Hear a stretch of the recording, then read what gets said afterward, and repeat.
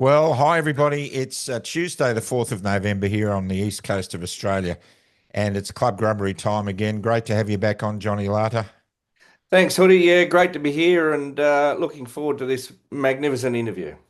Yes, indeed we are, because our special guest today really needs no introduction. If you've got any concerns about vaccination, any concern about medical tyranny, any concerns about the way the world has been locked down, mandated, and bullied and coerced into a medical procedure, then you would know our guest. He is a constitutional attorney of some renown, worked in vaccine and civil rights law for many years. He's been working with Robert F. Kennedy Jr. for at least 10 years that I know of. And of course, I'm talking about Aaron Siri. Welcome to the program. Great to be here. Aaron, I kind of need to open by saying if I look blurry eyed, it's because I started looking at your stuff to get a deeper understanding on Friday. And it's now Tuesday, and you have been in my face and in my ears for that whole period. I got to tell you, sleep has not come easy, because once you start delving into the things that you deal with and your eyes are open, you can't close them again. Am I right? I, Absolutely. You can't unlearn the really difficult facts around these products once you've learned them. And once you've learned them, the good news is you start thinking about them and just stop believing. Absolutely. Well, as I said pre-record, John Latta and I, through our program Club Grubbery, we support strongly the Australian Vaccine Risk Network that are starting another VaxBus tour. They're getting all kinds of pushback here in Australia. They have copped it from the mainstream media. And what we want to do is give them credible material to go out there and put their critics to one side to get this message out. I want you to open, first of all, by describing a vaccine. I've heard your description of a vaccine a couple of times over the weekend, and I think it's spot on. What is a Sure. vaccine? Sure. I'll tell you my definition of a vaccine. Some vaccines stop transmission of the underlying pathogen. Some don't. So transmission can't be the way you define what is or isn't a vaccine, because most vaccines, in fact, do not stop transmission of the target pathogen. Then if you try to do it on a technology basis, whether it's, mRNA, recombinant DNA technology vaccines, which are like Hep B vaccines, subunit vaccines, is it a toxoid vaccine like tetanus or diphtheria? Is it an attenuated vaccine? And you start getting really conkers. You're like, oh my goodness, which one of those is or isn't a vaccine? Really, I've only found one consistent way to define a vaccine, and that is that a vaccine is a medical product that causes so much harm, or is anticipated to cause so much harm, that the federal government, at least in the United States, and it's true in many other most developed countries, had to provide immunity, literally government immunity, that will protect the company from lawsuits and financial liability from those who's been injured or killed by the product. To me, that's what a vaccine is. I mean, in America, in the United States, and in most countries, you could sue if a drug injures you. Hence, they're not vaccines. But the products that there are concerns, they often shove into that vaccine category. They label it a vaccine, and that gives them all those protections. So to me, that's what a vaccine is. I was a captain on a Boeing 737 for about 38 years, 32 years as a captain and 6 or 8 years as a co-pilot. And we've seen what happened to Boeing when they put out a defective product in the 737 MAX. The whole company just kind of shut down.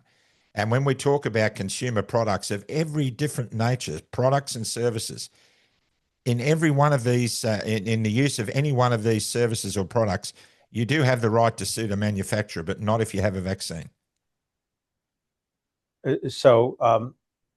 Yeah, for every other consumer product that I'm aware of, I can say this categorically in the United States, as a general rule, for every single product, planes like Boeing, cars, every building material, every chemical retardant, every drug, everything. I mean, look around, everybody watching this, look around your room, look at every single product that surrounds you, okay, that could maybe cause you cancer, that could maybe harm you or your children, you could sue those companies, certainly in the United States, to claim that, hey, had you made that product safer, had you not used that chemical, I wouldn't have gotten injured.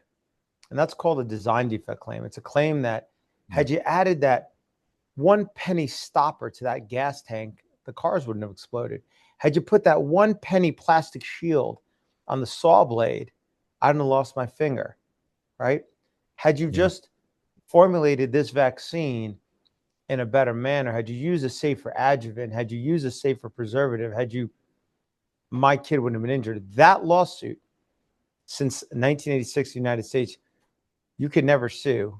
You cannot sue a manufacturer pharmaceutical company, which means that no matter how much technology progresses, no matter how much safer a pharmaceutical company could make a vaccine in the United States and most other countries, no matter how many deaths or injuries it can avoid, it doesn't need to lift a finger and do it, because nobody's going to hold it financially accountable if it doesn't.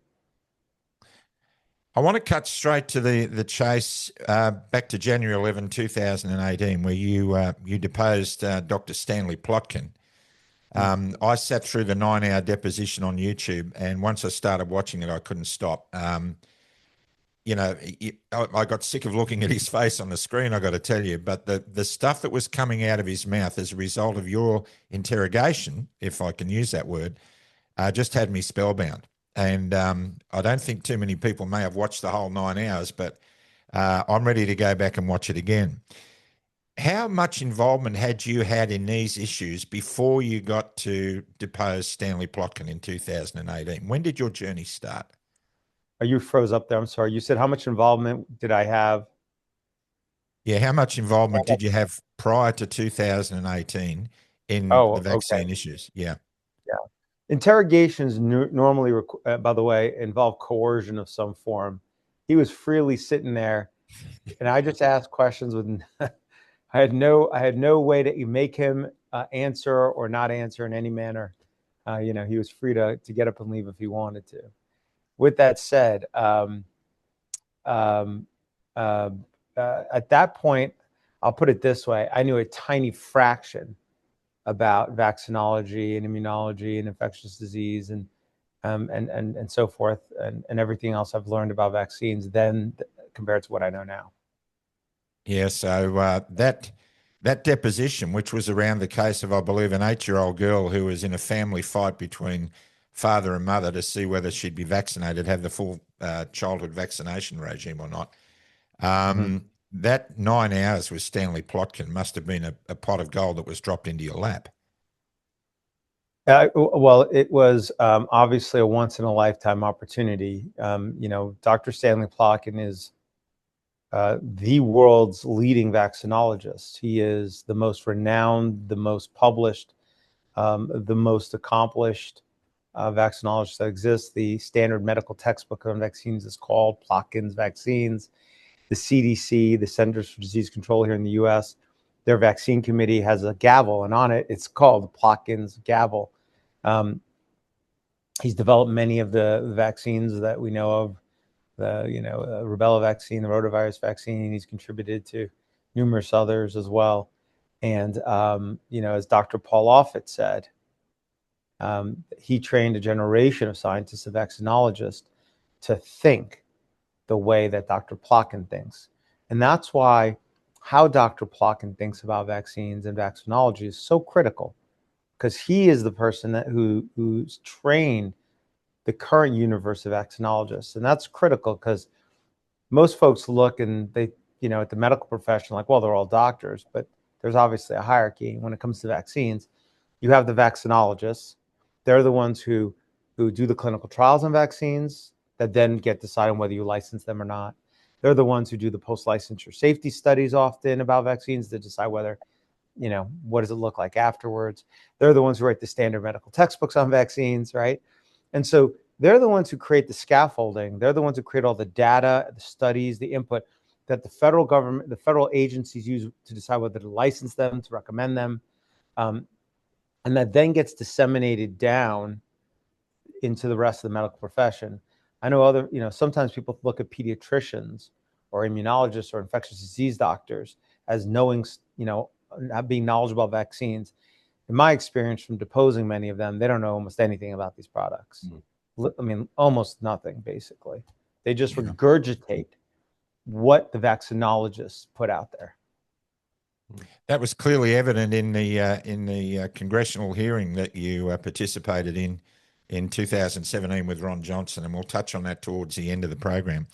But let's go back to Stanley Plotkin. Now, I love the way you conducted the deposition. The first 2 or 3 hours was basically unpacking his revenue stream, who he's associated with, follow the money. It was a beautiful, clearly laid out journey through that. I was stunned at one stage in the first quarter of the deposition where he was unable to recall the fact that he may have got one payment of $6 million in royalties.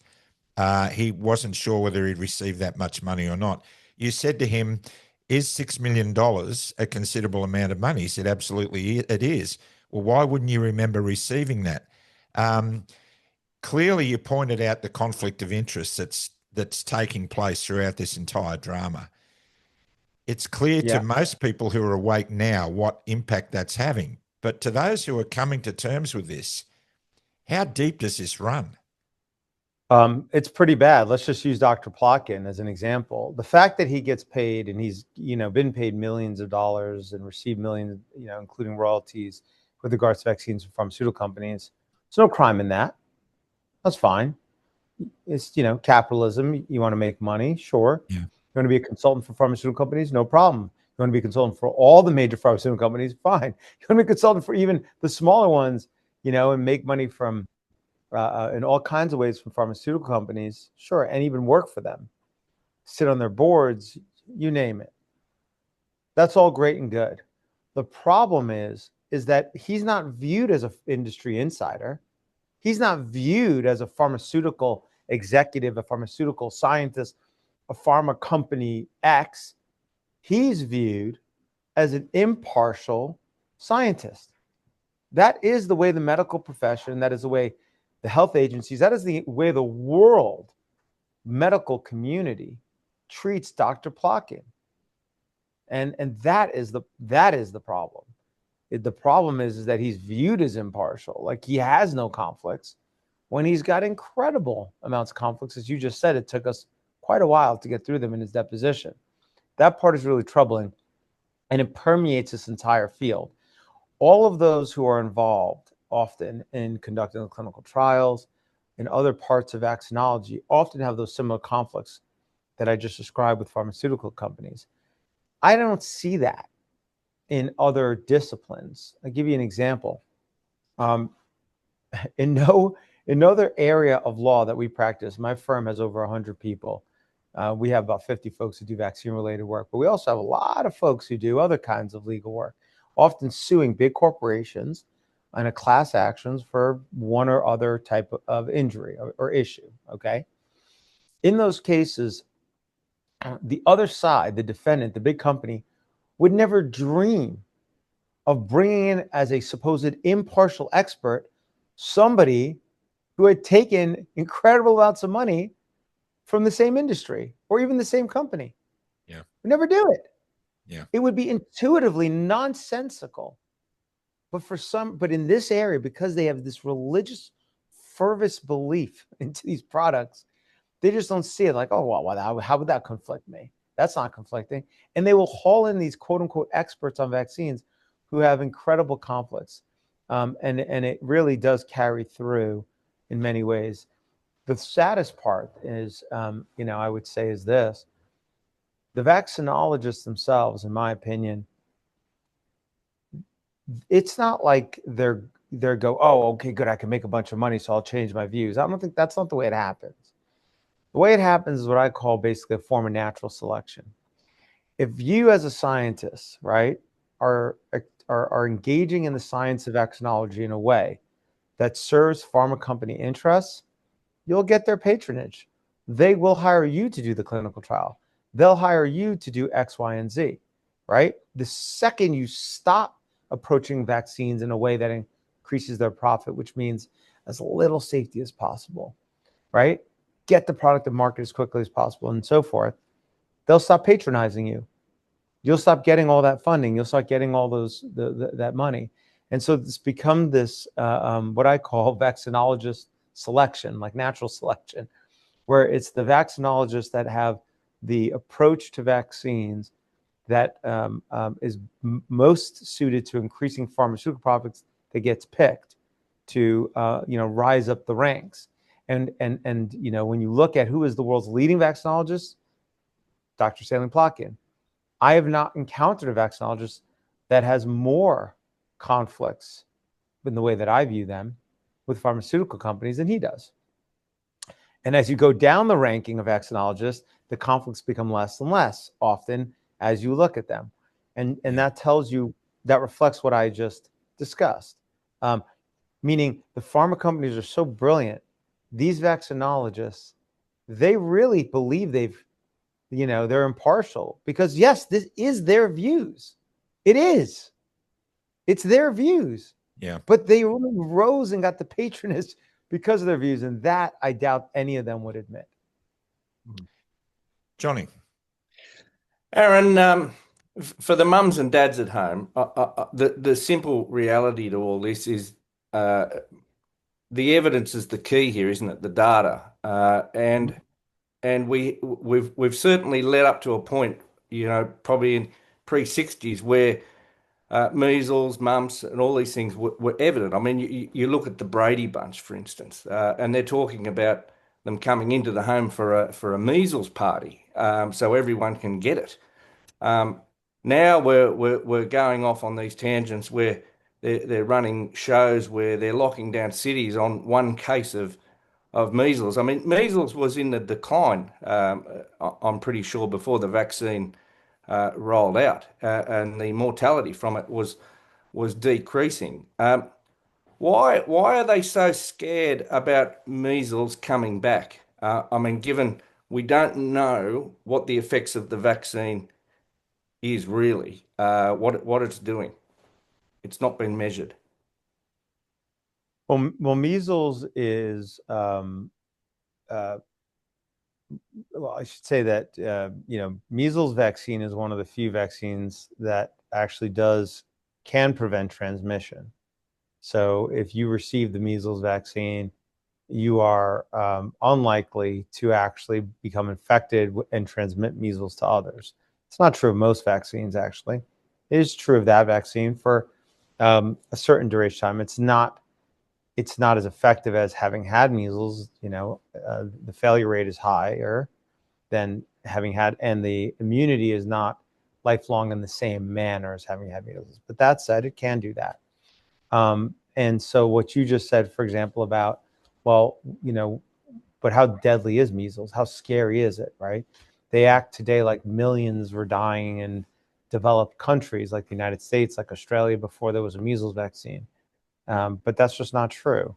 In the United States, for example, between 1900 and the first measles vaccine in 1963, the mortality from measles, the death rate from measles declined by over 98%. Over 98%. What caused that? You could probably point to better sanitation, clean water, better nutrition, you name it, right? In fact, things that public health authorities could take credit for, right? Yeah. They did that. Yeah. But they don't. I never see them take credit for that. They could. They did a lot of those improvements in urban cities in particular. But I do know one thing that didn't cause that decline was measles vaccine, because it didn't exist. In England, for example, the measles mortality declined by over 99% between 1900 and 1968, the first year the measles vaccine was introduced. Now, by the time a measles vaccine was introduced in the US, there were around 400 deaths a year from measles. Every death is a tragedy, but that's nowhere near what they make you believe it is. And remember, that's at a time when everybody in the United States got measles, which translates into a death. About 1 in 450,000 Americans a year died of measles in the years before there was a measles vaccine. Okay, 1 in 450,000. Yeah. And pockets of the United States back then were still like a developing country. And let me tell you, when you're in a place that doesn't have good sanitation or clean water, has poor living conditions, kids will die. Kids will die of any pathogen, measles or otherwise, at higher rates, right? And it's the improvements, as we just discussed, on those factors that probably caused that over 98% decline in measles, as it did in most pathogens like scarlet fever. Go down the list. They tried to develop vaccines for many of these pathogens. They just failed. And by now, they don't kill almost anybody. So, it's too late for them to try and create one. They tried, they just kept failing. And most of those diseases have gone out of the way and have gone away in terms of mortality. In fact, virtually every pathogen that caused significant mortality in the year 1900 in the United States and in other developed countries, mortality declined precipitously without any vaccination, though they often credit vaccines for it nonetheless. Now, would measles mortality have continued to decline after 1963 without a measles vaccine? It would be, you'd have to suspend reality to assume it wouldn't. There's no reason to assume it would not continue to have become either less pathogenic, right? Meaning the virus itself was continuing to, itself was becoming less deadly, or whatever caused people to be susceptible to mortality from it, right, was being corrected. We can go through some of those factors, but we don't need to. You can assume what they are. Yeah. So let's just assume that 400 deaths would have continued to decline. So, how many lives did measles vaccine save? But let's just assume for a moment that we'll hold that steady and it saves 400 lives a year. Okay, fine. Let's just make that assumption. Even though, remember, population exploded from 1900 upward in the United States and England. And during that rising population, you had declining mortality. So even if population increased after 1963, there's no reason the mortality wouldn't have continued to decrease. Okay. Yeah. But let's just hold it steady. Let's just suspend reality. Okay. Now you have to step back and go, okay, so that's one piece of the puzzle. And since the measles vaccine can prevent transmission, then it can prevent people from getting measles. So presumably it can prevent a death from measles. But now you got to ask, is that it? Is that the only thing we should focus on? Is that it? Or should we step back and be objective and look at the bigger picture? And when you do that and you look at the published literature, because you got to do this by data, right? If you want to make a public health decision, a good one, you got to look at the overall data and the overall impact of what you're doing. And when you do that, what you're going to find is the following. Those that have had measles versus those who haven't have far less deaths from cardiovascular disease and cancers, as well as some other issues. It's not me saying it. It's what the studies show. Yep. For example, there was a 100,000 person prospective study in Japan that followed these 100,000 people in Japan for 22 years, right? This was a highly regarded, massive national study in Japan that looked at various things. One of the things they found is that after 20 years, those that had measles and mumps had a 20% statistically significant decline in cardiovascular deaths. Cardiovascular, deaths are the number one killer in the United States. I'm going to assume in Australia, I don't know. Kills 800,000 Americans a year. If we have, if eliminating measles has had even a 1%, forget 20% impact on that, you're already upside down on your benefit in life years, because obviously a child dying versus somebody as an adult, you're still upside down in the benefit by introducing this program that they've done. And then you look at cancers. Women that have had measles have a 50% reduction in ovarian cancer. That's in one study statistically significant. These are smaller than the Japanese study. I mean, the Japanese is prospective, huge. I mean, I've never seen anything that contradicts that data. The cancer studies are done by major institutions around the world. They're smaller, they're retrospective, but they're consistent. And they consistently show reductions in cancers, including, for example, Hodgkin's and non-Hodgkin's lymphoma, which often affects children, killed 20,000 Americans last year. Yeah. So, what has been the overall effect of the measles vaccination program? Have we save more lives than have been killed by this program.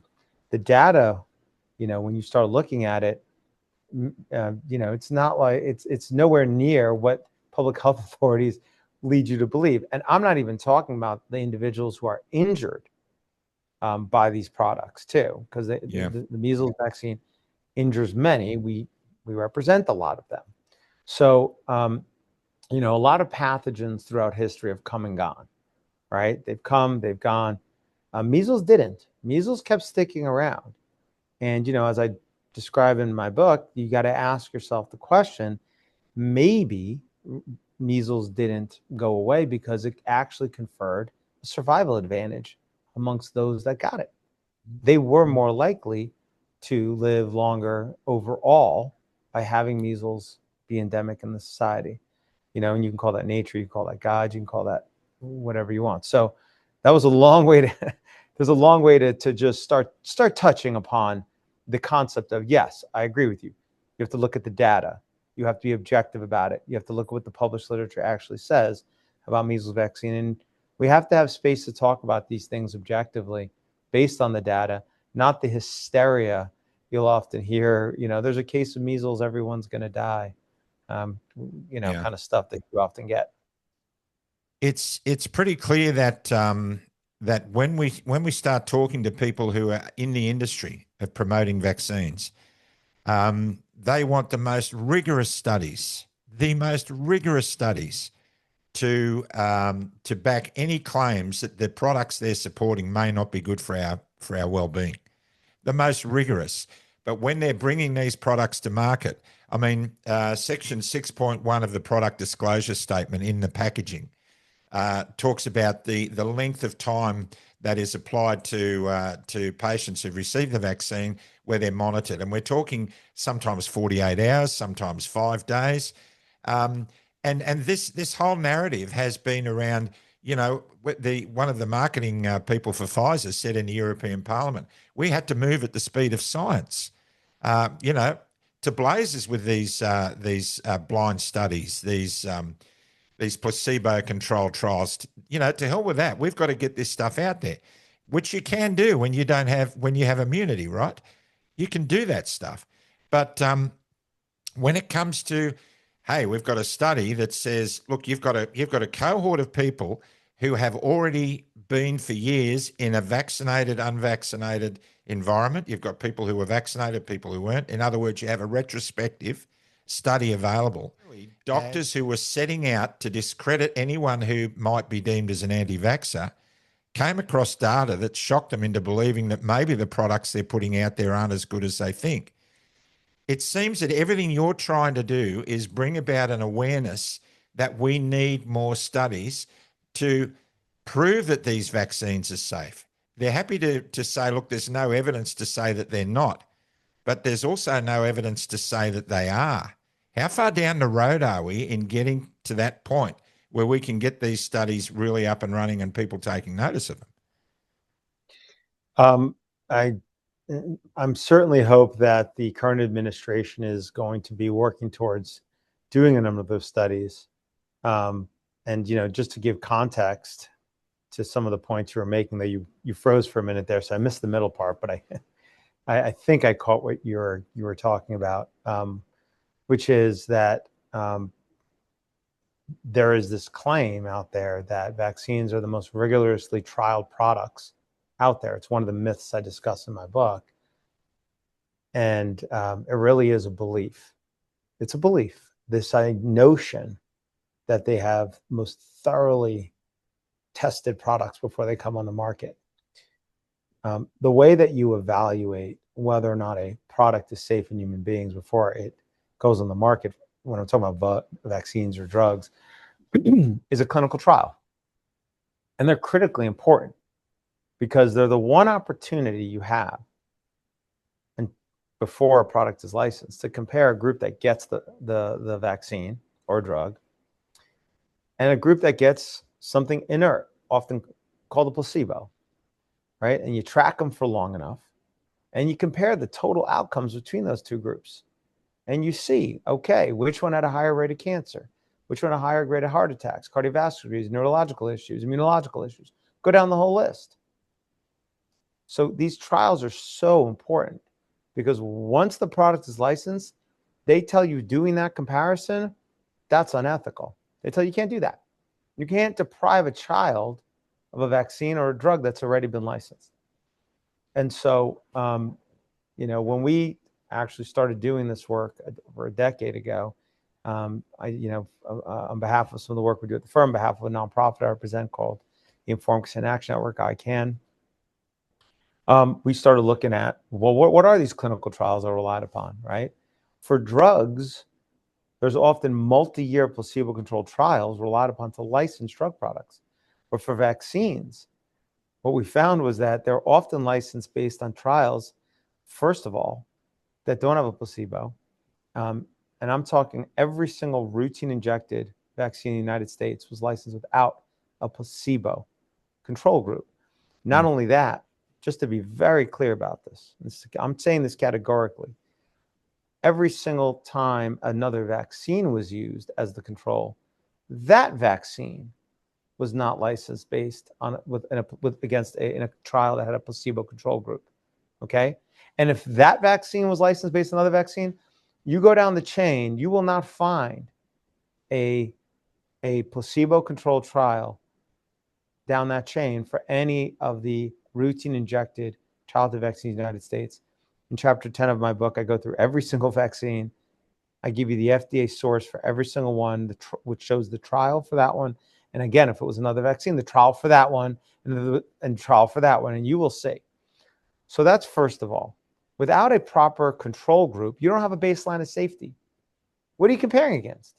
Yeah. So if this group has a lot of harm and this group has a lot of harm, as long as it's the same amount of harm, it's safe. But that's not the only problem with those trials.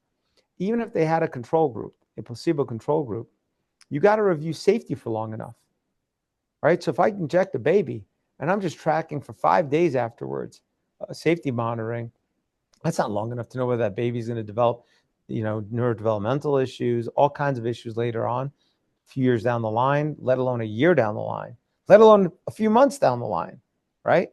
So it's got to be long enough. And most vaccines are licensed based on days or weeks of safety review after injection in their clinical trials. And then, even if you have a placebo control group and you review safety for long enough, you still need to have enough children in the trial, what an epidemiologist would call being properly powered, to detect an issue, right? Because if you don't have enough kids in it, it doesn't matter if you're placebo controlled and review safety for long enough, right? And I'll give you an example. There's 2 licensed hepatitis B vaccines in the United States. The first one licensed, called Recombavax HCV, is given on the first day of life. It was licensed, and this is going to sound incredible, but you can go to the FDA website and see for yourself. It was licensed for children based on a clinical trial that had 147 children. 147 children. And monitored 5 days after injection. That's useless. If you'd have told me that without me seeing it with my own eyes, I would never believe it. I wouldn't believe it. And in fact, it took me to really believe it. One, I had saw it was in the package insert, black and white. I deposed Dr. Stanley Plotkin, who was the principal investigator for that childhood trial for that very vaccine. Yeah. We got the underlying clinical documents from the FDA, and that's it. That's what it is. So think about that. What was the control? There wasn't one. Even if there was a control, they reviewed safety monitor safety for only 5 days. Pointless. And even if they reviewed safety for years, there was only 147 kids. Okay, so that is a reflection of how every clinical trial relied upon for every childhood vaccine never determined they were safe before they were unleashed on millions of children. Okay, in contrast to drug trials, are often multi-year placebo-controlled trials, and I often get asked, well, why? Why the difference? It comes down to something very simple, and we discussed it earlier. Vaccines are the only product where you cannot sue the manufacturer for claiming you could have made this safer, and had you, my kid wouldn't have died, been injured. And because of that, they don't have a financial incentive to assure safety before licensure. Yeah. In fact, they have the opposite incentive. They don't have, the more they look into safety, the less likely are to get a license and make money. With drugs, they are going to be on the hook and they want to make money. That's what they're there for. It's not evil. It's not nefarious. I mean, you could characterize it, but it's just basic free market economics. Okay. Big corporations, publicly traded corporations, boardrooms, CEOs, they do what's best for the bottom line. Wall Street expects it. Their investors expect it. Everybody who has a mutual fund expects it. Everybody who has a pension or a 401k or has any stocks that they own, you expect that the companies that have your investment money are going to do what's going to make the most money. Okay. Now that normally is a good thing because the company's interest to make money is aligned with safety. If it messes up on safety, it loses money. So it wants to be assured safety. Only with vaccines has that been broken and inverted, because if they do too much science studies or they find a safety issue, they won't get licensed. Since they're not liable, they do as little as possible. That's just the way corporations engage in their conduct. What is the quickest way to profitability? I mean, you described that, Aaron, as useless, that study, and yes, it would be useless. But I mean, if it wasn't a vaccine, would it be determined as corruption? Well, first of all, no pharma company, I think, would ever do that kind of study if it wasn't a vaccine, because if they put it on the market, and for example, this Hep B product, if the pharma company was liable, I have no doubt they would never have put it on the market with that kind of data. Because what if it hurt kids, which it does? They'd be liable. What do you think a jury is going to award if you injure a baby or a 2-month-old or 4-month-old or a 6-month-old, right? And you mess them up for life. Or even just, we have folks contact us who, young nurses who get a Hep B shot and develop alopecia, for example, afterwards. Their quality of life is severely hurt. I mean, for a young woman to lose all her hair, it can be extraordinarily distressing. Just as, and I use that as one example. I don't think they would put that product out because they want to know if it's safe before it goes to market. Forget the regulators. They want to know if it's safe because they don't want to lose money after it goes on the market. So I don't think they would do that in other contexts. So it's really just vaccines, isn't it? I mean, when you look at this law in 1986 that protects these pharmaceutical companies specifically around vaccines. I mean, if this had been, say, an aviation company like Robertson Helicopters, I mean, there was a situation where they had landings, heavy landings, and the tanks were rupturing. And so they were made by out of safety outcomes to improve those, to put in tanks that didn't rupture when they had heavy landings. And that's a great thing. People are obviously better off for those improvements in aviation. But it doesn't seem to be the same process with vaccines specifically. Yeah. Listen, the only reason products are safer are because of the economic self-interest of the company. You think it's because of the government? Of course not. Look at countries that had incredible regulation, like the former USSR, right? Almost no free market, but unbelievable government regulation, but unsafe products. Yeah. Governments are not what makes products safer. It's the economic self-interest the companies have to make money that makes them safer, period. In your helicopter example, they're probably going to get sued or they're going to have to pay out damages. And so they're going to make that helicopter safer. They're going to do it immediately.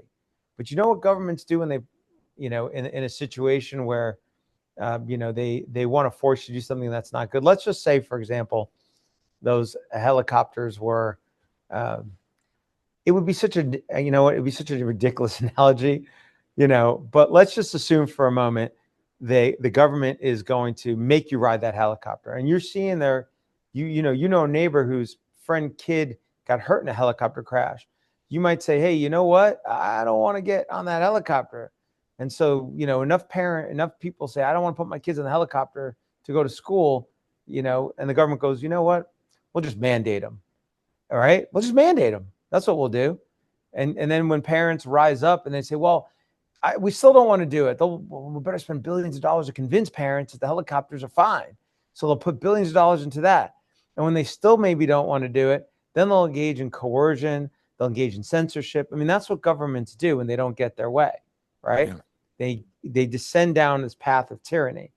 And that's basically what you've seen with vaccines, which is that if vaccines were safe and effective, right, truly safe and effective, you wouldn't need to mandate them. Why? You don't need to mandate people to drink water or eat food or go to sleep or do things that are good for them. They'll do it. If vaccines were safe, truly safe and effective, you wouldn't need to go down. What's that?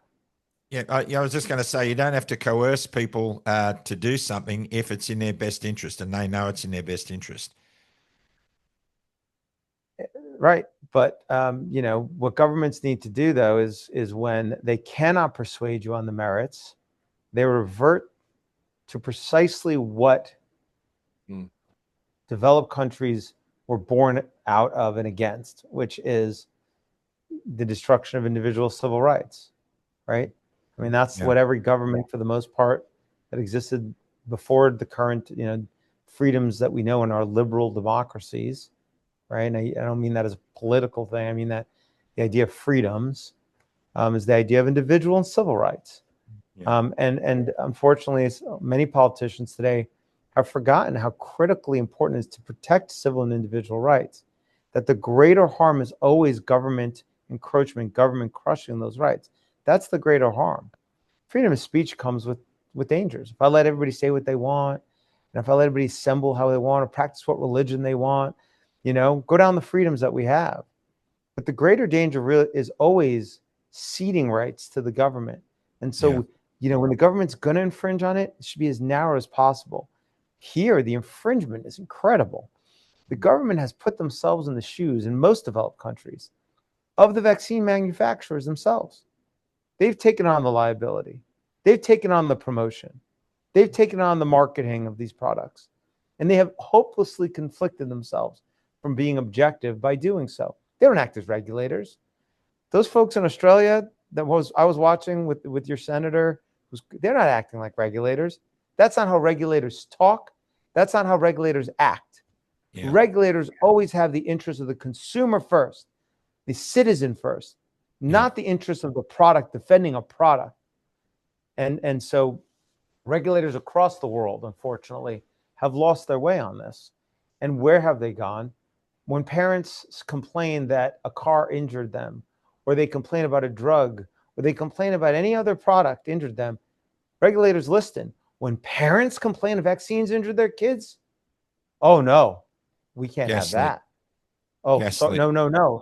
That because what is it? Because who are they as parents attacking? Does the government go out and promote sheetrock?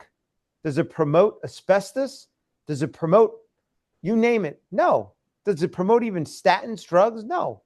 So the government doesn't have to be defensive when you call out and you say that product, but the government heavily promotes vaccines. So when you say that product injured you, you're attacking those government institutions and their credibility. And so they react. And what do? They start with the slow chain of coercion. Hey, that's misinformation. And then, we got to censor you. Oh, you know what? We're just going to mandate it. First, a little coercion, then more coercion. Then, go down the road. And people lose these things as normal, but it's not normal. It is not normal to mandate a medical product. It is antithetical to freedom. It's antithetical to individual and civil rights. It's destructive. It's been normalized, but it's dangerous. It should not be normalized. Well, nobody should be forced. In Australia, Aaron, this started with our former Prime Minister, Scott Morrison, essentially mandating that you had to be vaccinated to attend childcare in Australia. And so if you've got an unvaccinated child, you can't actually attend to childcare.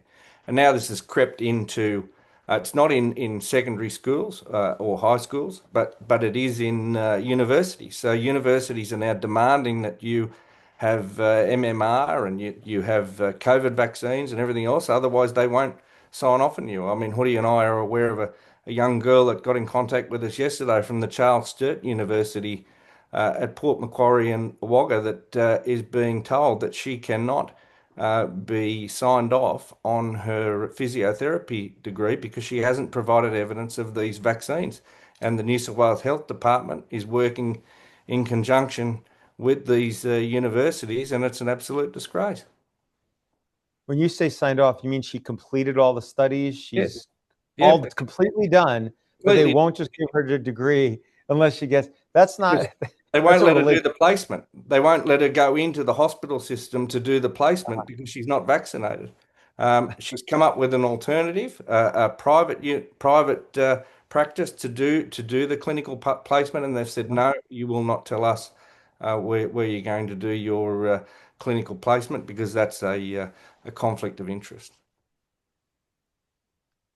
And that's what I'm talking about. I mean, that's incredibly problematic, right? I mean, and here's the thing. They don't want to hear from her or anybody else why they don't want that product. They don't want to try to really persuade on the merits, right? They won't engage in the substance of it. They just want to attack and gaslight and say no. I mean, I will tell you, the more the government has to coerce something, a medical product, the more you should be very concerned about getting it. Absolutely. Aaron, I want to touch on the studies once again, because once again, it seems like the whole world is ignoring the elephant in the room. And we have been saying to our audience for 4 years, if you thought someone was tampering with your immune system or DNA, would you like to know about it? And can you believe it? I've had some people say no. I can't believe anyone would not want to know the answer to that question. So I want to go back to the retrospective studies because there has been a lot of vaccines rolled out around the world. And one gentleman in particular, one doctor in Africa, I believe he's from Scandinavia, Dr. Peter Ave, has been vaccinating African kids for decades. And it seems that he was noticing a trend in the kids that he vaccinated. I believe he vaccinated kids based on their date of birth. So he woke up one morning and decided, you know what, I'm going to do a study. I wonder how the kids who I vaccinated are faring against the kids who I didn't vaccinate. You're aware of that study because you alluded to it with Dr. Plotkin. Is that right? If you're asking about Dr. Peter Abe, I think you're asking about his study. Is that right? And his work on DTP vaccine. Okay, yeah. So Dr. Peter Abe, as I heard you say at the beginning, is considered world renowned, in vaccinology and including starting a vaccine program in Africa, specifically in Guinea-Bissau. Where he has a clinic there and, massive clinic that did things other than vaccines. And he's won awards for helping children in Africa and so forth. In any event, over time, he started to notice, or there was a sense that the children that were receiving DTP vaccine were dying, even potentially at a greater rate than the kids that weren't. So they went and they engaged in a series of studies where they compared children that got DTP, the children that didn't get DTP, not prospectively, retrospectively, right? They just looked at existing data. So much so that by the year 2014, the WHO, leading up to 2014, the World Health Organization's vaccine committee, was forced to actually look at this question. And they looked at all the existing studies with regards to DTP and mortality. What they found is that a majority of those studies actually did find that DTP increased mortality. While it may have reduced deaths from diphtheria, tetanus, pertussis, right?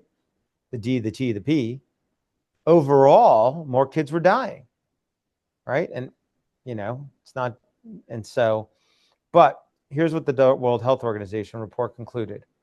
It said that it cannot reach a conclusion, and it doesn't conclude that DTP causes more deaths than it saves, because it said all of those studies had three issues. First, it said some of the kids also got OPV. And so maybe that affected the outcome and the results. Two, it said those studies were in a what they called a quote unquote post elimination, meaning they were environment. They were conducted long after the DTP vaccine had been introduced in those countries. Okay. And the third thing that the WHO took issue with is they said they weren't randomized, right? The children weren't randomized vis-a-vis getting DTP versus not getting DTP. So what Dr. Abe and his fellow scientists did is they went and they did another study. And what they went all the way back to the introduction of the DTP program in Guinea-Bissau. And they said, okay, this is not after it was introduced. So we're going to go with that addresses one of the issues, right? So they went just as DTP was being introduced. 2, they only compared children that got DTP, just DTP, with children that got 0 vaccines. Okay? And 3, the children that got DTP or didn't, based on birthdays, which is a scientifically accepted way to do randomization. Yep. So there it is. They did the study that addressed all the issues the WHO raised after their 2014 review. They published that study in 2017. And you know what that study found? It's found that the kids that got DTP, just DTP, versus the kids that got nothing, 0 vaccines, the DTP kids died at 10 times the rate of the kids that got no vaccines. 10 times the rate. And it was statistically significant. And it wasn't like this was one random aberration study. No, this was a capstone study. This was following a long line of studies that reached similar conclusions. This represented the best study that will likely ever be done. Why?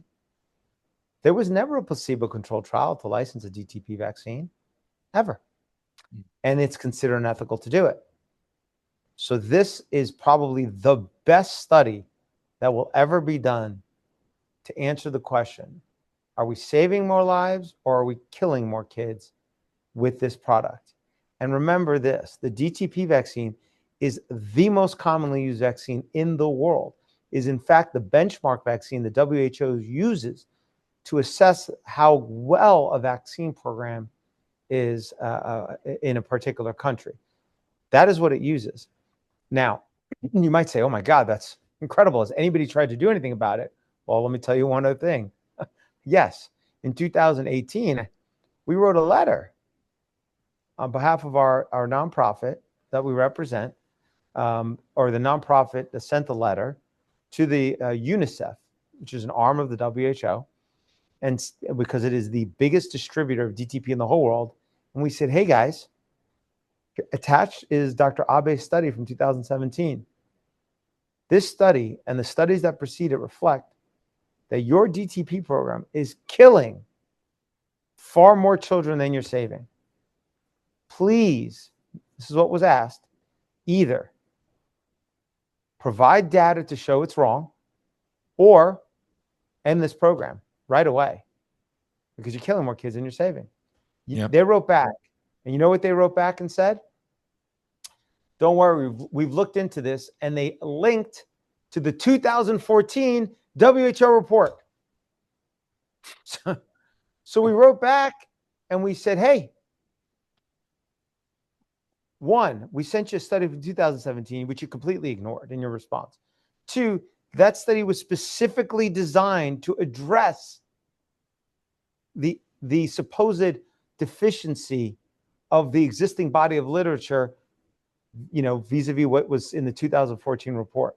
So again, we ask you, provide the data that shows the 2017 study is wrong or withdraw this program. They never responded to that. We did FOIA, which is a legal mechanism in the U.S. to get internal communications, the CDC's communications with with UNICEF about this. And the UNICEF folks were clearly freaked out, in my opinion, when you read those emails. They're like, we're all implicated in this. How do we respond? And CDC suggests a response. And the CDC, and they're like, this doesn't seem strong enough. We didn't know what else to do. So we actually petitioned, our firm, on behalf of our client, petitioned the International Criminal Court. Not that I hold the ICC in any regard, by the way. They have serious issues as a body. But nonetheless, it was a way to bring some attention to this. We petitioned the International Criminal Court to indict the UNICEF officials that are continuing to distribute this product, knowing at this point, right, based on the best available data available, as far as we could find, that they are killing more kids with this product than they're saving. We said they should be indicted, haul them down to The Hague. The International Criminal Court didn't respond to us and say you're wrong. They didn't respond and say, the studies are wrong. They said, we can't take this up. We then even wrote to the special rapporteurs at the United Nations who are responsible for protecting, indigenous people and so forth. And we said, hey, look at all this stuff. Look at the data. And by the way, we keep, UNICEF knows about all this. They never responded either. Apparently, nobody really seems to care because, when the data fits the belief that vaccines are saving more lives, they rely on the data. When the data doesn't fit the belief, they cast it aside. And as you said earlier, really, really well, it's exactly right what you said, which is to prove the vaccine is safe and effective, they'll rely on nonsense. 5 days of safety monitoring, 147 kids.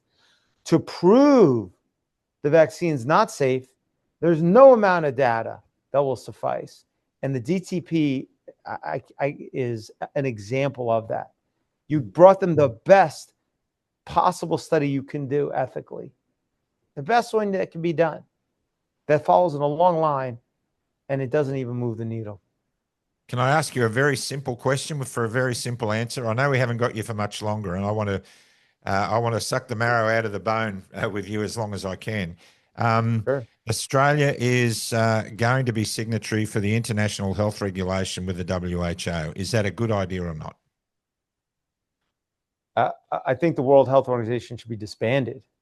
I don't think that the WHO is an organization, when you look at what it has done, that is driven by data. I don't believe it's an organization that's driven by the evidence. I believe it's an organization that refuses to accept the data and the evidence that's right before its eyes, as in the case of DTP. Or how about the data about measles, and the elimination of measles, as we discussed earlier?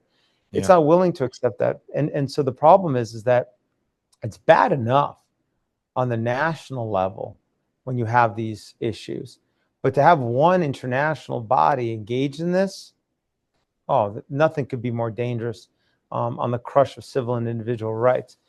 They don't see themselves as providing recommendations, really. They see themselves as the arbiter of what it is countries should do. Should you lock down? Should you not? Should you take away people's rights? Should you not? No. No country should cede to any organization those decisions. Individual and civil rights should never be trampled upon. And the WHO as a body has no issue with trampling on people's civil and individual rights. It is a very dangerous body, in my opinion. Yeah. The Aaron, our equivalent of the FDA, the TGA, is in excess of 95% funded by the pharmaceutical companies. They say it's immoral to do these retrospective studies or blind placebo trials on these early childhood vaccines. They were talking about this. Tony Nikolic, who gave us the introduction to you, a lawyer here who's doing fantastic work with senators like Senator Antic and Senator Roberts, trying to draw this out from these bureaucrats with these freedom of informations, etc. Does it seem odd to you that the regulators there will not allow this, say that it's not ethical to do this? But why can't we go to a body of people, say like the Amish, that might be able to be looked at in detail and do comparisons? There is no ethical issue with that. So first, just to put it in context, they say once a vaccine is licensed, it's unethical to do a placebo-controlled trial for that product because it now is licensed. Of course, if you look at the drug bioethics literature, not vaccines, it will tell you that it's probably unethical to have a product on the market where you haven't done a proper clinical trial beforehand. So Yeah. the existence of the product is unethical. Okay, but let's just put that aside. And let's just accept that it would be unethical to do a placebo-controlled trial now, even though you've never done one. DTP, for example, right? Had they done a placebo-controlled trial, it may have never gone to market. It would never be in the situation we find ourselves in now, where it's apparently, based on the data, killing more kids than it's saving, right? Yeah. I'll give you one more example, and then I'll move on to what you're saying, comparing using historical data. The dengue vaccine. The dengue vaccine is not a routine injected childhood vaccine in America, but its clinical trial reviewed safety for 5 years. 5 years and had a placebo control group. Okay, almost unprecedented. Doesn't exist for any of the routine injected childhood vaccines in the U.S. and I don't think for any in Australia, but they did it for the dengue vaccine. And what did they find? Let me tell you what they found. First of all, if you were under, I believe, 6 years of age, you were more likely to be seriously harmed from the vaccine than from whatever it did to protect you. So they didn't license it under that age. If they didn't have a placebo-controlled trial, long-term placebo-controlled trial, it probably would have been licensed for that age. And they would have said it's safe and effective. And after years down the road, a Peter Abe came around and said, oh, it's killing more kids than it's saving. Nah, that's just retrospective epidemiological data. You can't rely on that. We already did a licensure. It's already been licensed. It's safe and effective. We're telling you it is, right? And you know what else they found? For kids older than 6, what they found is that those that had never had dengue, again, you get the vaccine, you're more likely to die or be seriously injured from the vaccine than from dengue. So it's not recommended for that group either. It's not licensed. Who's it licensed for? Only for kids over a certain age who've already had dengue. Would they have figured that out without a clinical placebo-controlled 5-year placebo-controlled trial? Would they have? Great question. Had they done that trial for other childhood vaccines, what would we have found? Would we have found similar issues like the dengue vaccine? Would we have found that DTP kills more kids than it saves? So what is it that we can do today, assuming they're going to stick to their quote unquote ethics, okay, right, which is unethical in and of itself. But if they're going to stick to it, then we have to use existing data sets, databases that already have unvaccinated kids in it, which exist. So in Australia, you have centralized healthcare, right? Yep. So in that database, no doubt, you will have a large cohort of kids with 0 vaccines. You could take that data, you could compare the kids that have 0 vaccines across all health categories with kids that had 1 or more vaccines, and look at the outcome. What is the difference in the rates of cardiovascular issues between them, developmental issues, neurological issues, immunological issues? You could do that, right? And the few studies that have been done like that, that have been published, are all pretty consistent. They're all pretty much almost all found the same thing. Kids that are vaccinated compared to those that are not have multiple times the rate of all kinds of chronic health issues. Okay. And to step back just a little bit from that, in the early 80s, around under 10%, according to most studies, many studies of kids had a chronic health issue, under 10%. Now, in the US, over 40%, and some studies show over 50% of kids have chronic health issues, and often multiple ones in the United States.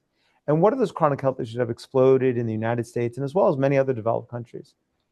They're almost all issues that result from some form of immune system dysregulation. Yeah. Asthma, atopic issues, Yeah. even neurodevelop, even, for example, ADHD. People don't think about it this way, but the studies reflect that it's a form of immune system dysregulation. Go down all of them. Put obesity aside, but but virtually every other one, essentially all some form of immune system dysregulation.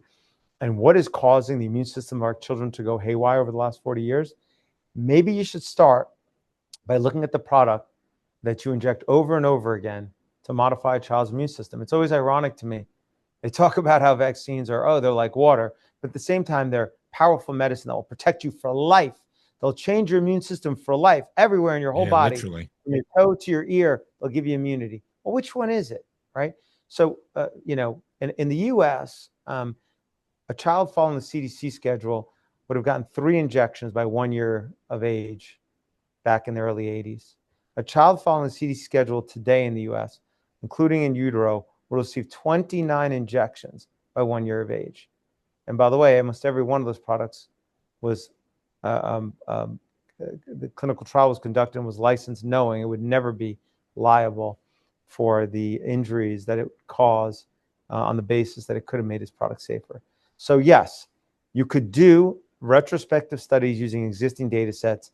Those that exist, highly troubling. The fact that our health authorities have not published it is extremely concerning. I would suspect that it's not that they haven't done them. It's just that they haven't published them. That's the issue. It's everything's being hidden under the carpet. I have 22 grandchildren. I lost one at 3 weeks old to SIDS, and we've had a couple with autism, and we've had a lot of vaccine reactions and vaccine injuries in my own family. This is a real issue for me. And when I look at what's in these vaccines, and I want to go back quickly to Plotkin, around about the 6-hour mark, you start getting into the really sinister stuff. You start talking about, using people from mental institutions in experiments. You talk about babies being taken at birth from mothers in prison to be used as experiments. You're talking about the ethics around people who may not contribute to society in a fulsome way being used for experiments. And you talked about the aborted fetuses that are used in setting up these trials, not these trials, but in the experimentation to support these vaccinations. We're talking about monkey cells from kidneys of monkeys being used in polio. You talked about blood from calves and cattle, bovine serum, which leads to dairy allergies more than likely. We're talking about gelatin from pigs, gelatin from cows, aborted fetal tissues, specifically cultured in the lungs. And what really frightens me is the SV40, which has been discovered as well, SV40 being the simian monkey, a virus from the simian monkey number 40, which oncologists guarantee is a building block for cancer, especially turbo cancer. We've got pig viruses that are cultured, MSG, which we avoid when we go to a Chinese restaurant. All these things are in the vaccine, as well as heavy metals, mercury and the like, aluminum. All these things are there. But Plotkin seemed to be totally nonplussed by the fact that all these things were happening. All the things that Nazi doctors went to Nuremberg for and were tried for and were executed for. All these things that Nuremberg guaranteed the world would never go through again are happening with a pink ribbon around them all around the world for medical research. Gain of function. For goodness sake, what's all that about? People watching this need to watch the programs that you're involved in. They need to understand that we haven't even touched on the increase of contaminated DNA product in the COVID vaccines. David Speaker, researcher, has been on this program. We've had Ron Johnson on this program 3 times. All this information is there. Can we get the mainstream media to talk about this? No.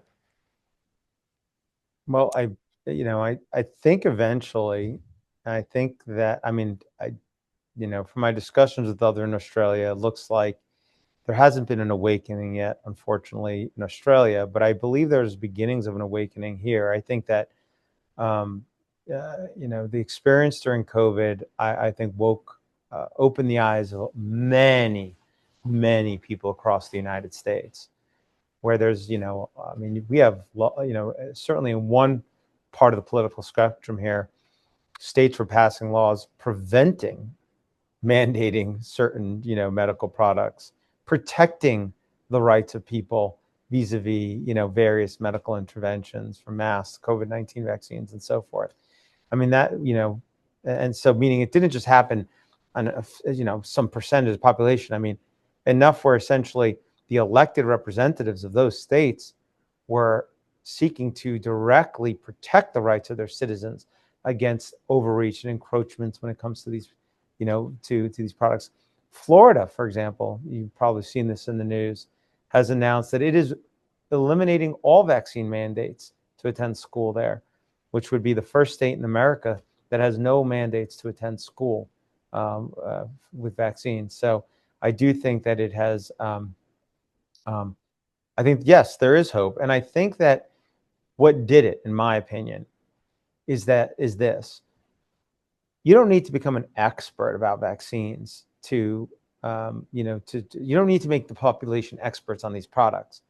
You just need to get them to understand that they're products. That's what you need. That they're products. They're not something to be believed in. They're not like this, have special properties. They're not to be treated like idols, that we're going to give them, properties that inanimate objects don't have. They're just products. And when enough people see them that way, then what can you do with a product? You could say, oh, is it safe? Is it effective? Is there a better one? Is there a better way to do it? Should I do it? Should I not do it? They think. They don't just believe. And I think there has been a lot of folks who have started thinking about these products. Certainly, one side of the political spectrum here in the United States, they thinking about it. I would say that at least, there was a time when I was bringing lawsuits 8-9 years ago in this country where it was very difficult to get a judge to really look under the hood, not because there's no slight on any judge. Every judge is overwhelmed for the most part. They have thousands of cases. They have to rely upon their cultural cognition, their base knowledge that they just pick up to get through their docket, okay? And their base knowledge was safe and effective, unquestionable, right? Now, if I go into court in many parts of this country in the United States, and I say this vaccine doesn't stop transmission, they'll be like, oh, let me see. They'll look at it. They'll consider it. They'll look at the evidence. I'll get that audience in a way that I don't think there was the same bandwidth for. And that's because of what I just said. They're treating it like a product, not an item of worship, not something that was given at Moses at Sinai or you name it. And that's a huge difference. So they're willing to hear things like, you said aborted fetuses. Yeah, every single injection of an MMR vaccine or a chickenpox vaccine in the vial of every single injection, there are literally billions, with a B, billions of pieces of DNA from the cultured cell line of an aborted fetus. Billions. That doesn't even account for the quantity of cellular debris from the aborted cultured cell line of an aborted fetus. Because you got to grow a virus on something. They grow the bearer virus on those, cultured aborted fetal cell lines. And that's a lot of what ends up in the vial. I said that 8 years ago. People just think you're nuts because they think you're nuts until you look at the data. And when you actually look at the sources, if you actually look at them, you're like, oh, okay, yeah, that it is. It just is what it is. That's what it is. That's the fact. That's the reality. Well, you mentioned to Dr. Plotkin that, bovine serum, what happens to that? And he says, well, it should be extracted in the manufacturing process, but there's no guarantees, is there? There are no guarantees. It is in the final formulation. That's just look at the CDC excipient, quote unquote, ingredient list for each vaccine. If you want to know what's in each vaccine, just go to the package insert and just look at the ingredients. Bovine serum ends up in the final formulation of a number of, of some vaccines. It just does. It's not controversial. He didn't know it apparently in that moment. And I think he regretted saying it quickly because he, I think intuitively recognizes, if it's in the vial, the body could have an immune reaction to it. And hence you can develop, immunity against common day things like, components of cow or how about, what is the impact of injecting a baby with billions of pieces of fragments of DNA from another aborted fetus? What cell line? What is the impact of that? Well, Obviously you can read what the FDA long after they allowed it tries to say about it, and then you can really read the underlying science and understand it, insertional mutagenesis and so forth, and really think through, well, what impacts that could have. People should be able to make a choice is the most important point at the end of the day. They shouldn't be coerced into taking something they don't want, including if they have religious convictions that are contrary to participating in abortion. They shouldn't have to inject that into their child. Think about what an abomination that is. Yeah. Well, Plotkin said that he was an atheist, and he didn't see that as grounds for exemption. Plotkin looked very uncomfortable after about 2 hours into the deposition, and you held him there for 9 hours. I'd like to do that with you. So I'm going to ask you to tell me when you need to go, because I want to keep you on as long as I can. How much more time do we have with you? Yeah, we can go a bit more, please. Great. I want to go now to the hearings that you appeared at in Washington, D.C. with Senator Ron Johnson. It was the Committee on Homeland Security and Government Affairs. How the corruption of science has impacted public perception and policies regarding vaccine and health, vaccines, sorry. And you have been suing consistently departments under the Department of Health and Human Services, namely the NIH, the FDA, and the CDC. You have had to sue them to get the information you require in order to be able to do the work that you do. You mentioned in that study, not in the study, in the hearing, that you have found it incredibly difficult, even though the courts have awarded you the right to that information, you have found it incredibly difficult to get it. Tell us about that.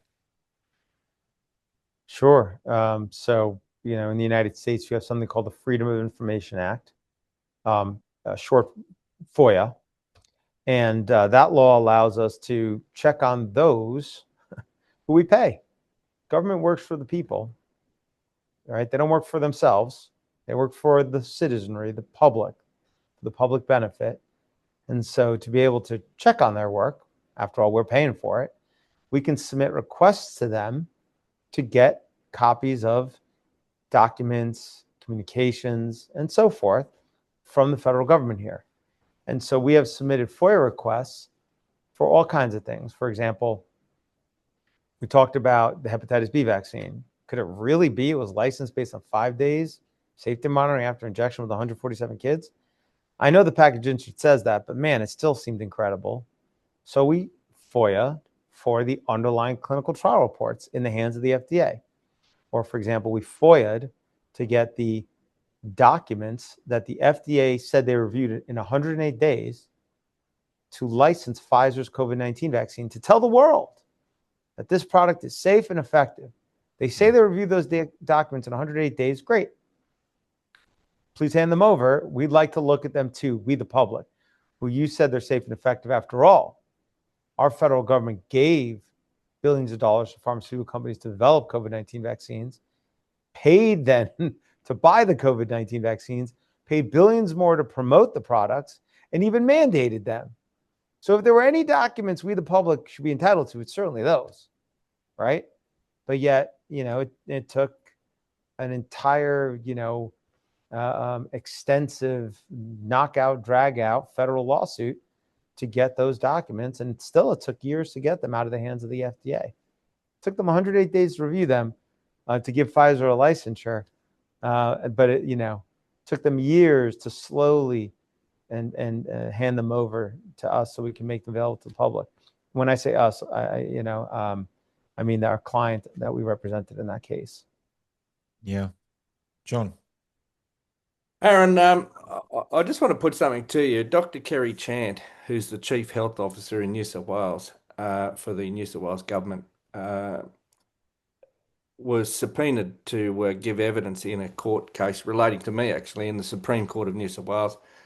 And she wrote an affidavit on the 21st of October, 25th of October, 2021. And in it, she says, Vaccination of health workers is a major factor in reducing the risk of infection and transmission to patients and other staff, thereby reducing the risk of outbreaks in healthcare settings and during provision of healthcare. The COVID-19 vaccines are effective in protecting against infection and transmission and are highly effective in preventing severe illness should infection occur, notwithstanding the effectiveness is not 100%. Now, on the background of that, virtually every government worker who refused to take the COVID-19 vaccines were sacked. What would you say to that? Were they aware? That was on the 25th of October, 2021. What year? 2021. 2021. Has she apologized? No. Has she retracted it? No. She corrected it? No, Well, then she should be ashamed of herself. Yeah. And she has no position calling herself a public health anything, nor should anybody ever trust any guidance she ever gives ever again if she doesn't correct those claims, because they're wrong, and the data reflects that they're wrong. Yeah, it's unbelievable, isn't it? There's still police officers in this country who were sacked for misconduct for refusing the vaccine.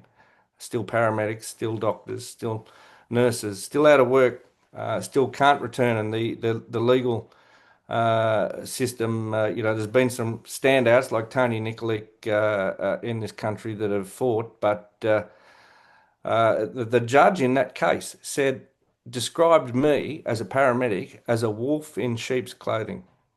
It is the refrain of all of those throughout history when they cannot actually address things on the substance and on the merits, that they engage in ad hominem and dehumanization. Yeah. Right. When you're confronted with knowledge that is inconvenient, with data, evidence, studies that conflicts with what you have believed prior, you can either go one direction and say, hey, I was wrong. I got to revise what I was thinking. Or I can go in the other way and say, you're just a wolf in sheep's clothing. You're bad. You're a bad person. That's what he's saying. He says, you're a bad person. Okay. That is what children do, unfortunately. Yeah. And it's unfortunately what adults have been doing all too often with these products, because they think they know about these products and they think they're morally and intellectually superior, right? And so they just know. Do they look at the underlying data or studies? Typically, they did. Yeah, well, they did in the Kassam case. All the data was there. There was experts from America, but yeah, that just makes it worse. My experience is typically they don't when they make those ad hominem attacks. But that doesn't sound to me like the statement in words of an objective and independent trier of fact. That sounds to me like somebody who is far from being independent and trying to be objective when rendering a decision about a really important issue. Look, it is what I meant when I said earlier. Until people start thinking and stop believing in these products, you don't turn the corner. I mean, it's really why what drove me to write the book that I did on this topic. It's not to get people to think that vaccines are good or bad or to be for or against them, but it's to get them to start thinking about them like products, right? And approaching them as such, and not call people names or ad hominem. We can have disagreements about it, but let's have it substantively, not based on who's a good or a bad person. It was fascinating for me to watch the exchanges that took place under oath in the Senate committee hearings. I noted trying to watch the whole thing without a bias, which is very difficult.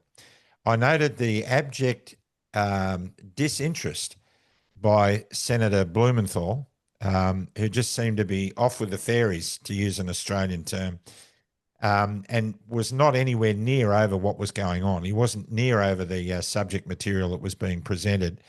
And also the evidence presented by Dr. Jake Scott, MD from Stanford University. Now he comes from a very prestigious organization, and he is their shining star in infectious diseases. His lack of knowledge, his pride in using remdesivir and intubating patients, his lack of knowledge about the ability to use ivermectin and hydroxychloroquine. And when he was questioned later on in the proceedings by Senator Ron Johnson about what he knew about mRNA jabs, he said, "I know quite a bit." But he could not answer any of a dozen questions, simple questions that Senator Johnson put to him. It was embarrassing to watch, but I felt he was a good guy. So this sort of permeates through our society in ways that can be really insipid.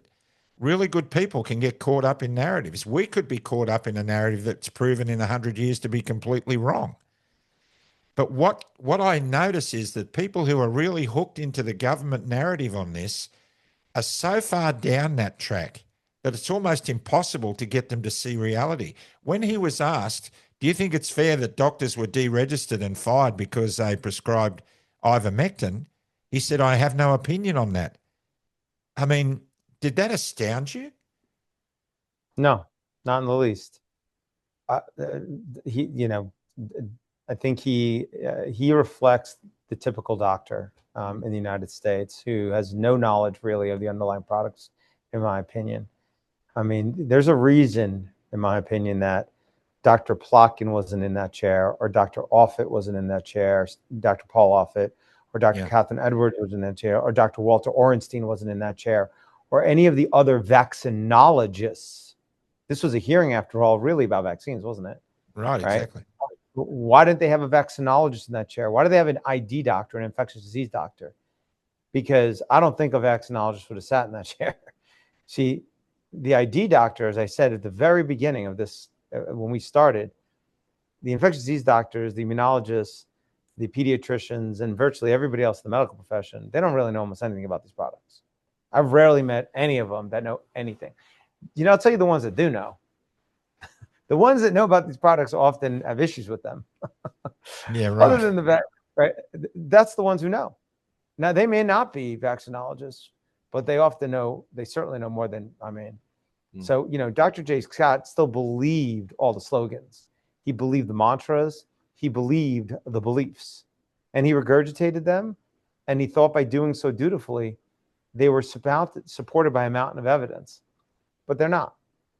And as you saw during that hearing, every time he brought up he brought up some of these slogans, I responded to them, but I responded to the data, to the evidence, and to the studies, either that he relied upon or that exists to contradict what he said. And you could see by the end of the hearing, he did what that judge did. He engaged in ad hominem, right? Because, when you've believe something but you think it's based on data and evidence, right? You think, but right, when you're confronted with data and evidence and it contradicts it, what are you going to draw from? You can't draw from your intellect because you never really looked at the primary sources yourself. Yeah, you got to draw from your emotions, or you got to admit you're wrong, which obviously that wasn't going to happen. That wasn't happening, as you saw during those 3-hour exchange. So, is Dr. Jake Scott a nice guy? Sure. I don't know. I don't know the guy personally. But I think the reason he was there is precisely because he doesn't know much about the underlying products, which as reflected during that hearing.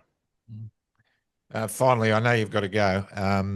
The comments he made in closing about civility, we've got to stop criticizing doctors and threatening doctors and health professionals and pharmaceutical executives and all that kind of stuff. In the midst of the gaslighting we've all been through in the last 4 years, I was punching the air with joy when you took him to task on that. It really is the height of absurdity. I mean, the notion that it's the doctors who are somehow under threat by those who have some reason to not take these products is just truly the height of absurdity. It's the parents of children who are injured, the parents of children that have a real reason, substantive reason to not give this product to their children are the ones who don't give it typically. Those who, most parents give these products, but when something happens, when something clear, child gets a shot, has a grand mal seizure within minutes, ends up in the emergency room and then suffering from a seizure disorder. When the child has, totally healthy, goes in and ends up with some type of neuropathy right afterwards, it's clear as day. Now, the medical community doesn't want to accept it, but they know what happened. You're not going to make that parents unsee what that parent saw. You can't have them, unlive their lived experience. And there's no amount of beatings that's going to change that. And it's those types of experiences that, cause people those to often make the decision that they do about these products. That coupled with researching them. I think often it's both. There's the experience, and then they look under the hood and they learn about the clinical trials, they learn about the immunity maybe, but they learned about one of the really concerning aspects about these products. And we've gone through some of them here today. Yeah. Because, most people don't wake up one day and say, you know what I want to do today? I want to take a position that's going to maybe get my kids kicked out of school, be socially ostracizing, get me called an anti-vaxxer, get me called anti-science, maybe make my social circles turn against me, maybe even lose my job. You go down the list of horribles, right?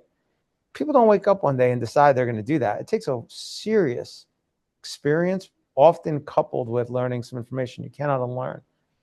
And yet, these are the people that the medical community attacks. These are the people who get thrown out of pediatric offices because they don't want to get another vaccine. They don't get listened to. You walk into a pediatric office and you say any other product injured your child. Oh, they'll listen to you and they'll treat you and they'll give you empathy and they'll give you sympathy and they will, do everything they can. You say a vaccine did it, you're getting the opposite treatment. So they're the ones who are getting kicked out of these offices. They're the ones who are called what kind of names? They're told they're selfish. They're wolves in sheep's clothing. Go down the list of horribles. They're then thrown out of where else? Often school. The gaslighting goes down and down. And who's driving all of these incredible infringements on their rights? The medical community. But yet this guy is going to go and say it's the doctors that need protection? No, it's these families that need protection from the medical community. It needs protection from their onslaught of not treating them properly when they seek medical care, of trying to get them thrown out of school, of trying to get them excluded from extracurricular activities, of talking about them often in the most horrible of terms, of making people treat them as less than human, because that's how they talk about them. And they're figures of authority. So no, it's these families that need protection from the medical community, not the other way around. The medical community is just fine. The doctors who dare speak, about the truth, the doctor who dare even repeat what's in a package insert for a vaccine, they need protection. That part of the medical community needs protection. But again, it's not from the parents. It's from the medical community at large. So it is truly rich. How far does that protection need to extend at the moment, do you think, Aaron? I mean, here we are, we've got whistleblowers, we've got giants of humanity like RFK Jr., yourself, so many others that are really blowing the lid on this stuff. They've got a lot to protect these pharmaceutical companies and these people with interests. I read something on the internet the other day. Now, I can't speak for the veracity of it, but it said assassinated Japanese PM didn't follow the WEF orders, didn't mandate vaccines, sent 1.6 million doses back, and gave citizens ivermectin. Makes sense now. I don't think you need How to dark engage. has it got? Yeah. I don't think, honestly, I don't even, you don't need to engage in anything speculative around these products, in my opinion, because you can't prove that the assassination was related to that. You don't know. Okay. Exactly. So, you know, to address this issue, we don't need to go anywhere beyond things that have, are black and white. No assumption needed, no speculation needed. There is nothing they can do at the end of the day to hide from the fact, they could try, that they'd never properly clinical trial these products. That did not harm one person like the example you just saw. I mean, that's talking about generations of children. That is an incredible lapse of that just needs to be called out and called out until everybody knows it. And I think, again, people they're waking up. They are becoming aware. And what you will see, I believe, there will be as that increases, the amount of government attempting to crush people's rights will increase. But there will be a breaking point, because that suppression can only last so long, right? You can only hold people down for so long. And in fact, it will, again, as happened during COVID, lay bare what they have done and how they have messed up. So the same thing that ended up breaking the tide in Covaxine, I know not as well in Australia, which is incredible to me considering you had tanks in your street and military, which is unfathomable to me, honestly. I remember seeing those images and I couldn't believe it. I was like, I thought I was looking at Somalia, not Australia. Yep. I mean, it is, I don't know how to overstate it. It is incredible. Even if, just even using the specter of that force, forget whether anybody was forget what happened. Not, just using that is the antithesis. And for what? Everybody got infected anyway in Australia. This notion that you guys were going to somehow prevent people getting infected, I mean, it was so ridiculous. Even the CDC admitted at the beginning, even in America, it was slowing the spread. It was never about eliminating the spread. They admitted everybody would eventually get infected. How are you going to stop it? You can't. So, it was all for naught. It was all, all that destruction, all of that impingement, all of those violations of rights and civil liberties and the mistreatment of people. It was just for nothing at the end of the day in Australia. What did the country gain? Nothing. The city of Melbourne was the most locked down city in the world. I think up around 280 something days. It is not recovered. It may never recover. Australia used to be one of the go-to places. If the world turned to hell in a handbasket, you would go to New Zealand, Canada, or Australia. Not anymore. Those countries are gone. We're done and dusted. Unless the people actually take notice. I'll tell you, in Arizona, for example, there was actually some mandates, like mask mandates and stuff, but in the counties outside, in most of the counties around Arizona, the sheriffs, the head of the police were like, I'm not enforcing that. One, it probably offended their own sense of civil and individual rights, but also everybody's got a gun. Not going to go around telling people they got to wear clothing on their body they don't want to wear. You want to wear a face diaper? Wear 17 of them. This is America. That's freedom. You want 30 masks? Go for it. Let me tell you what's most effective. Wear saran wrap, okay? But seriously, you want to wear a mask? Go for it. That's freedom. Put aside how ridiculous they are. Put aside the accumulation. It's basically creating a petri dish right in front of your mouth of viruses, bacteria, fungus, you name it, that just essentially is you're creating a pathogenic nightmare right in front of your mouth, right? And I mean, smoke particles are bigger than viral particles. You want to tell me if I wear a mask on this side of the room and you smoke all the way on the other side of the room, I'm not going to smell it? And if I can smell that, I'm going to get the virus either. It just defies the most basic principles of virology. Will it stop a spitulate like right here? Okay, fine. But that's really just personal protection, right? So, I mean, the whole thing was, it was just like, it was so obviously absurd, but yet, you know, people went along with it. And hopefully, you know, maybe in time, people in Australia will wake up. Obviously, you guys are trying to help with that awakening. And, you know, and the good news is, I'll give you the good news. Hopefully the book will help, Aaron. Maybe just give the book a bit of a plug for us, where people can find it. Oh, sure. It's available on Amazon. We have a lot of people in Australia that have purchased it. And the good news is it's in English, which is not a lot of other countries that, you know, they've asked me to translate it. But, you know, and I think a lot of it, most of it, even though it's written from an American centric perspective, because after all, it's America. You know, obviously, you know, looking at the American schedule and the American laws, actually it equates very neatly to what you have in Australia. Your schedule is not that far off.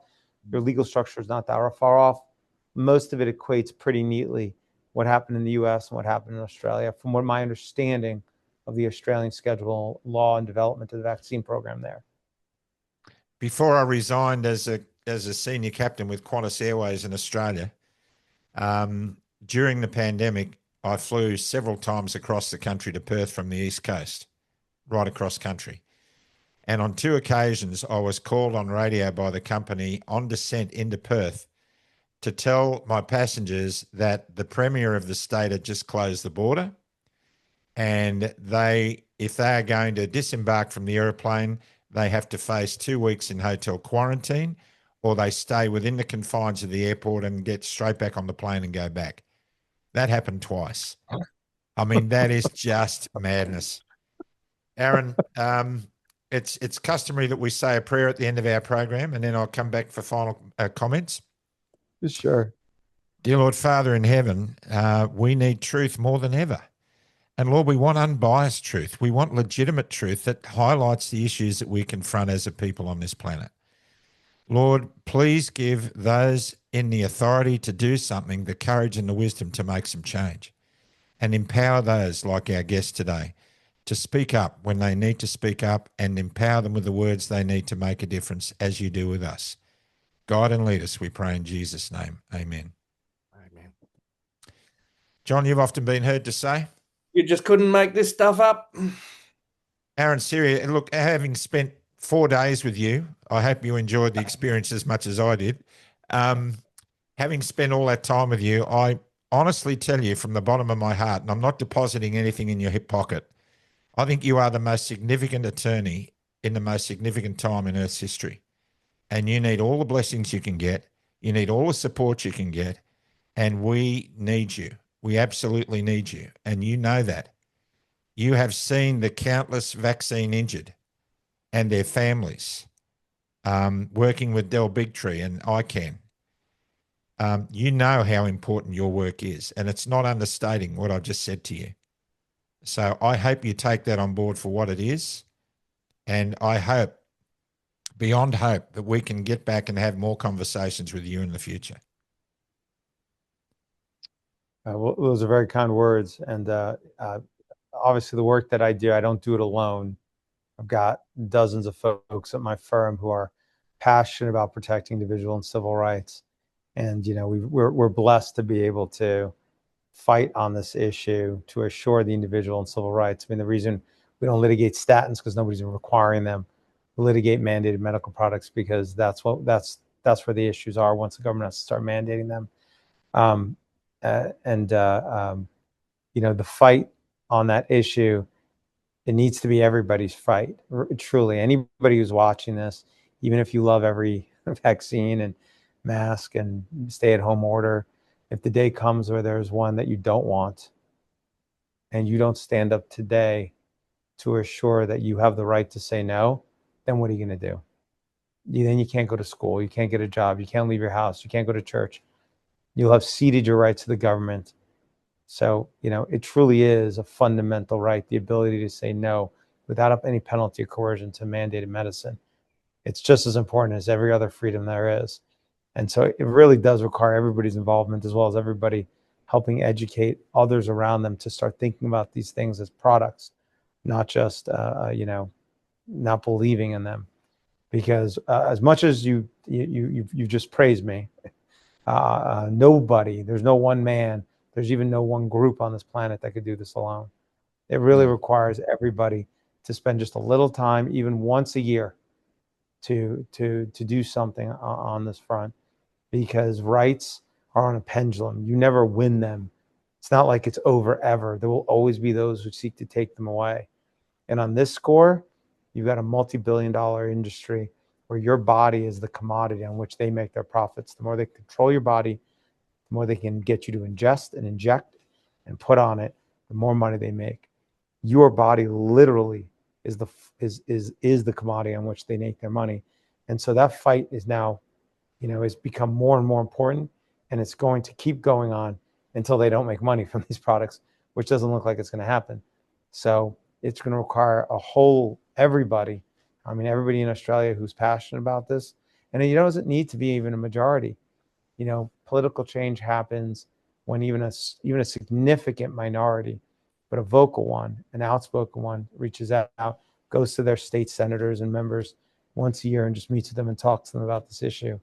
I would encourage anybody in Australia to go down there and do that. It matters. It really does make a difference. Any one person feels like they can't make an impact, but they really can, wherever they are and whatever they're looking, even just talking to their friends. So anyways, I always like to end by encouraging everybody out there to go and do one thing, even if it's just once a year, because, everybody who's impacted this is passionate about it, and we'll go out there. The other side, they don't have passion, really, for the most part. They just have a lot of money, and they can't replicate that truly intimate meeting in the office with a state senate, with one of your, elected representatives there in Australia, because that leaves an impression. People remember those kind of personal connections.